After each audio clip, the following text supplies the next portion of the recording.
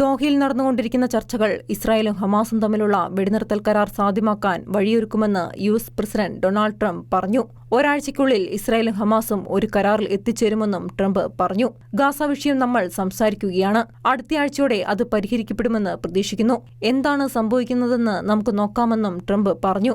ഗാസയിലെ ബന്ദികളെ ക്രമേണ മോചിപ്പിക്കുക, ഇസ്രായേൽ സൈന്യത്തെ ഗാസയുടെ ചില ഭാഗങ്ങളിൽ നിന്ന് പിൻവലിക്കുക, സംഘർഷം പൂർണ്ണമായും അവസാനിപ്പിക്കാൻ ലക്ഷ്യമിട്ടുള്ള കൂടുതൽ ചർച്ചകൾ എന്നിവ ഉൾപ്പെടുന്ന 60 ദിവസത്തെ വെടിനിർത്തൽ പദ്ധതിയെ അമേരിക്ക പിന്തുണച്ചിട്ടുണ്ട്. ട്രംപിന്റെ മിഡിൽ ഈസ്റ്റ് പ്രതിനിധി സ്റ്റീവ് വിറ്റ്കോഫും ചർച്ചകളെക്കുറിച്ച് ശുഭാപ്തി വിശ്വാസം പ്രകടിപ്പിച്ചു. ഫിഫ ക്ലബ് ലോകകപ്പ് ഫൈനലിനിടെ ഖത്തറിലെ മുതിർന്ന ഉദ്യോഗസ്ഥരെ കാണാൻ പദ്ധതിയിട്ടിട്ടുണ്ടെന്ന് വിറ്റ്കോഫ് മാധ്യമപ്രവർത്തകരോട് പറഞ്ഞു. ഇസ്രായേലും ഹമാസും തമ്മിലുള്ള പരോക്ഷ ചർച്ചകൾക്ക് സൗകര്യമൊരുക്കുന്ന ഈജിപ്തും ഖത്തറും ഉൾപ്പെടെയുള്ള പ്രാദേശിക മധ്യസ്ഥരെ ഉൾപ്പെടുത്താനുള്ള വിശാലമായ യു.എസ്. ശ്രമത്തിന്റെ ഭാഗമായാണ് ഖത്തർ പ്രതിനിധികളുമായുള്ള കൂടിക്കാഴ്ച. ഇസ്രായേലും ഹമാസും തമ്മിലുള്ള അഭിപ്രായ വ്യത്യാസങ്ങൾ കാരണം, പ്രത്യേകിച്ച് ഗാസയിൽ നിന്ന് എത്ര ഇസ്രായേലി സൈനികരെ പിൻവലിക്കണം എന്നതിനെ ചൊല്ലിയുള്ള തർക്കങ്ങൾ കാരണം ചർച്ചകൾ മന്ദഗതിയിലാണ് നീങ്ങുന്നത്. ചർച്ചകൾ തുടരുകയാണെന്നാണ് ഇസ്രായേൽ ഉദ്യോഗസ്ഥർ പറയുന്നത്.